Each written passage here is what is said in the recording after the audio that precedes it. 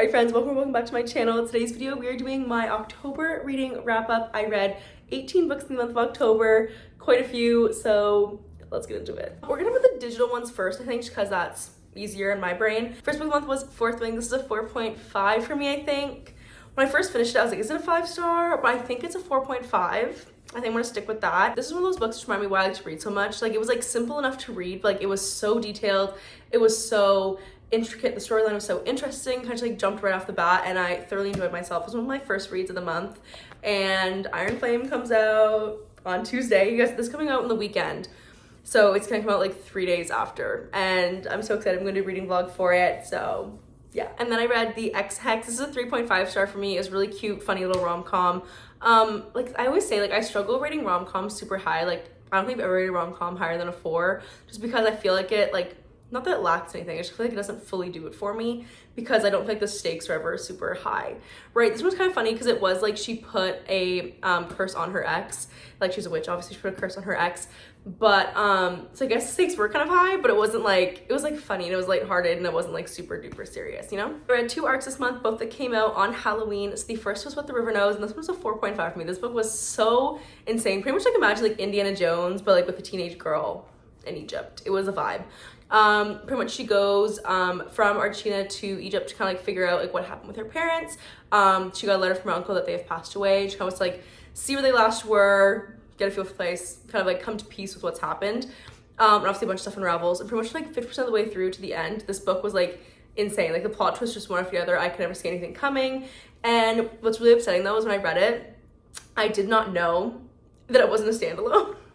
Like, my thing is, really, when I'm reading like arcs, I rarely ever read books that are in series, just because like I'll be waiting forever for the next book. If this is an arc of this one, I'll be waiting forever for the next one. And I thought it was a standalone. I was super excited and I read it, and then that ending said no. The ending was like, there's more coming, and I was like, so 4.5, incredible, but I'm mad that I have to wait, so great. Then I read When I'm Dead by Hannah Morrissey. This was a 3.5, I think. Definitely dark and twisty. Pretty much the story starts off with the daughter of the main character's best friend just got murdered, and their daughter is missing. And there's a lot of question as to like if she was involved with what happened, if she's also been taken, is in danger. It's very much like a how well do you really know the people that you love. It's kind of one of those situations.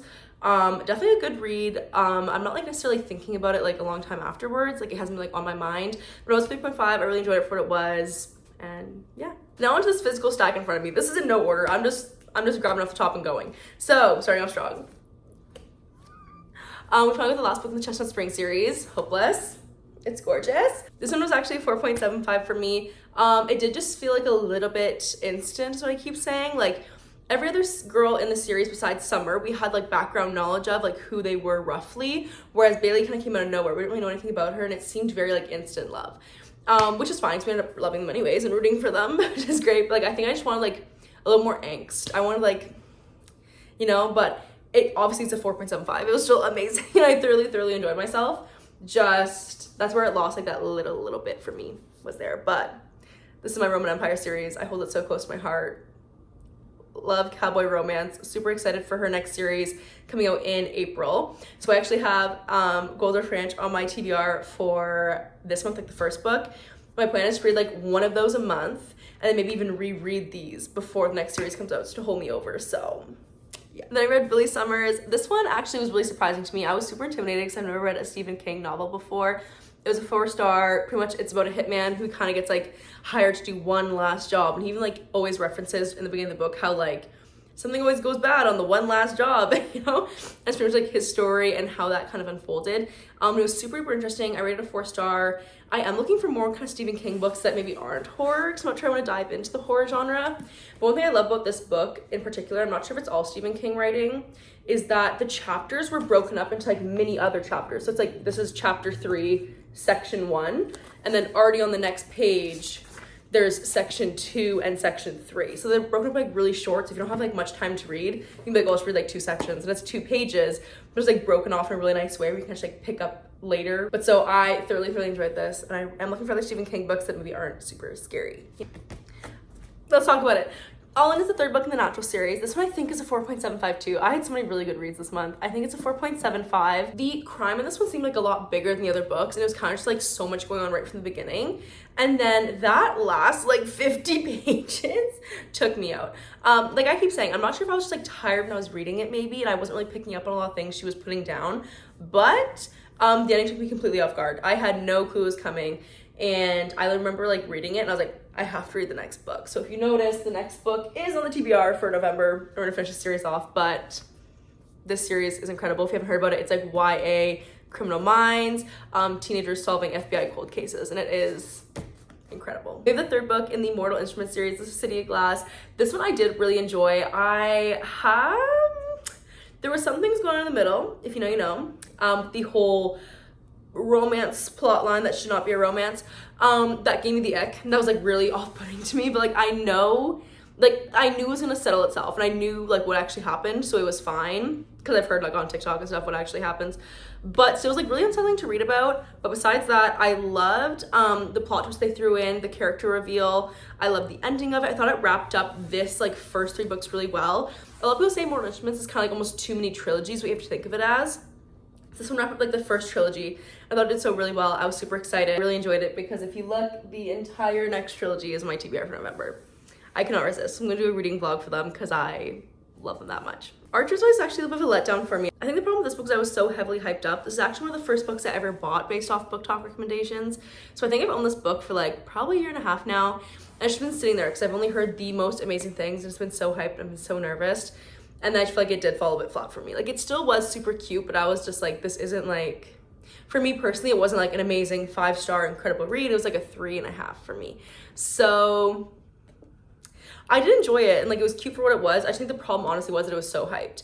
If I had gone into it with lower expectations, it probably would have been at least a 4, but because it was so high, it ended up being a 3.5. A River Enchanted. This one was a 4.5 for me. I was actually really nervous to read this book after Sarah Crowley posted about it, and she said she did not like it, and it was like a 2-star for her, because I found me and her tend to have like similar-ish reading tastes. But I had read Divine Rivals by this author and I loved it. It was a 5-star book, so I was really excited to get into this, and this is a 4.5 for me. Pretty much the most basic way I can describe this book is on the island, some of the young girls are going missing, and the prince trying to figure out what happened to them. Honestly, the writing is so lyrical, so beautiful. It really is enchanting. And I thoroughly enjoyed myself. I'm super excited. I'm going to read the next book this month. I'm obsessed. Rebecca Ross just does it for me. I've learned. She just does it for me. Love her. Another author who just does it for me. This book, 5 stars. This one tore me up inside. I don't even know how I can properly describe this book with giving it justice. Pretty much, this family moves to a really remote area of Alaska in 1974.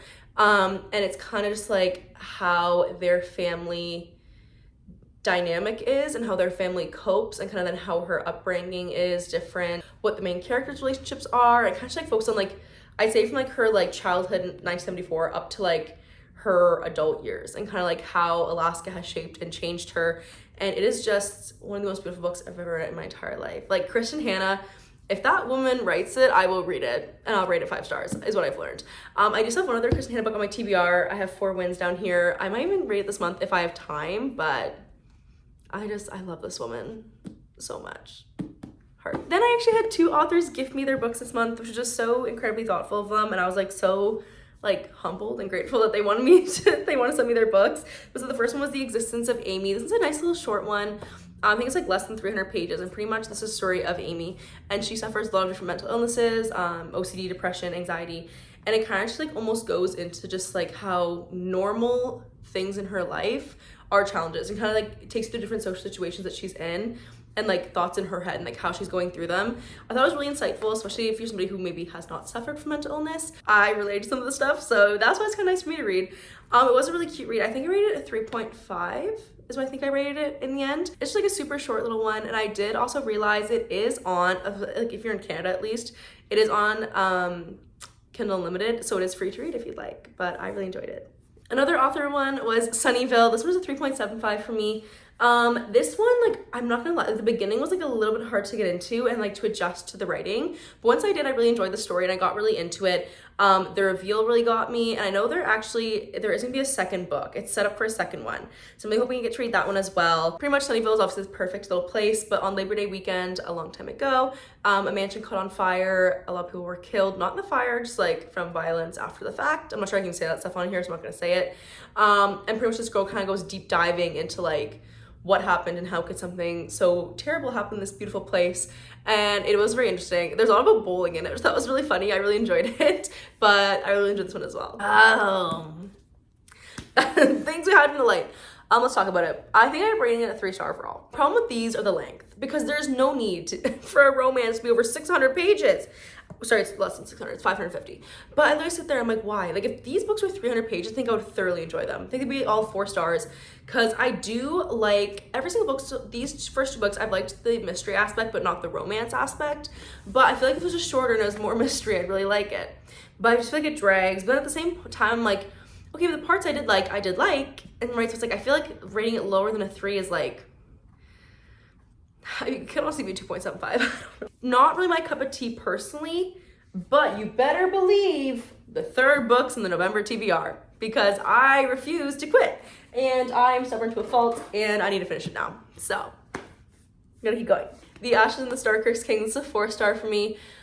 This book, honestly, I liked it a little bit less than the first book, but I'm thinking maybe it's just because I read this book during a 24-hour readathon. It was like the last book I read. It was also like the kind of palette cleanser book where I had it as an audiobook, ebook, and physical copy. So whenever I like wasn't reading physical reading, I'd pop my earphones in and listen to it on Audible. So I feel like maybe because I was listening to it in so many different kinds of media, and it's kind of like broken up sometimes, maybe that's why I couldn't get fully into it. Obviously it's 4-star, I still loved it, but like not as much as the first one, if that makes sense. This book makes me want to cry, not because of the story, but because there's water damage.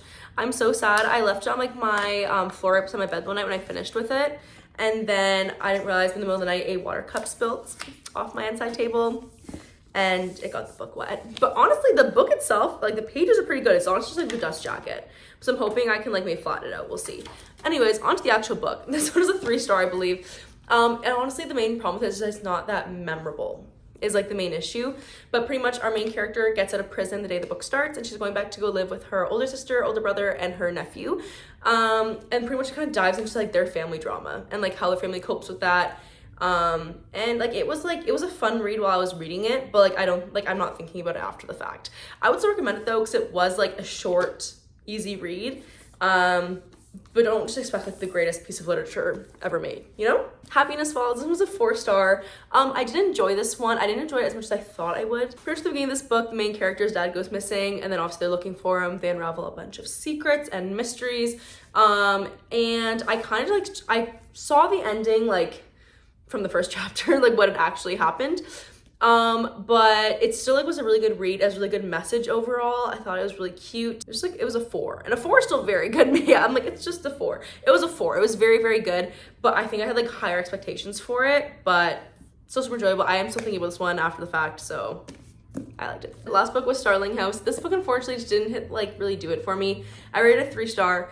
I read it during my 24-hour readathon, and I thought it was perfect. I was like, it's spooky kind of vibes, and I honestly just like truthfully like couldn't really get into it. I think it might have just been the writing style, and that's completely a me problem. That's like a me problem fully, but it honestly just wasn't my favorite. I think like if you're into this kind of writing and you're into this kind of stuff, it could have really done it for you, but for me personally, it just kind of missed the mark a little bit, but still I would recommend it if it's your style. Alright friends, this is the 18 books I read in October. If you like this video, please don't forget to like, comment, and subscribe. I'm also on TikTok at Angel's Book Corner, and I'll see you in my next video. Bye!